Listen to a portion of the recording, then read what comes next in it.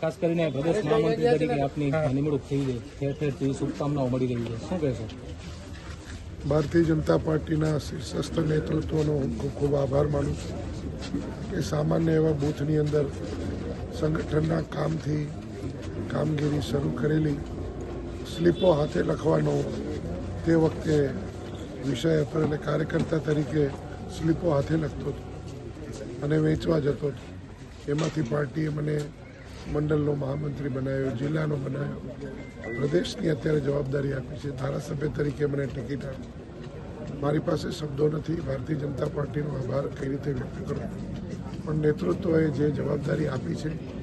એ વિચારધારાને મોટી કરવા માટે, હું દેશ પ્રથમની વિચારધારાને મોટી કરવા માટે આદરણીય વડાપ્રધાન નરેન્દ્રભાઈ મોદી સાહેબ, અમિતભાઈ શાહ સાહેબ, ભૂપેન્દ્રભાઈ પટેલ સાહેબ, જગદીશભાઈ વિશ્વકર્મા સાહેબ, હર્ષભાઈ સંઘવી સાહેબ, જે કંઈ પણ શીર્ષસ્થ નેતૃત્વ છે, આ બધા જ નેતૃત્વએ જે મારા પર જવાબદારી મૂકી છે એ જવાબદારીને સાર્થક કરવા અને વિચારધારાને મોટી કરવા માટે હું પ્રયત્ન મારા પ્રમાણિકપણે કરતો રહીશ. અને જે કાર્યકર્તા મિત્રોએ જોયું તો બધાને, જે જગદીશભાઈએ એક શરૂઆત કરી છે કે ગરીબ વિદ્યાર્થીઓને નોટબુકો આપવી, તો એ પ્રકારે મારા સન્માનના પણ જે કંઈ પણ છે સાલ કે મોમેન્ટો ન લેતા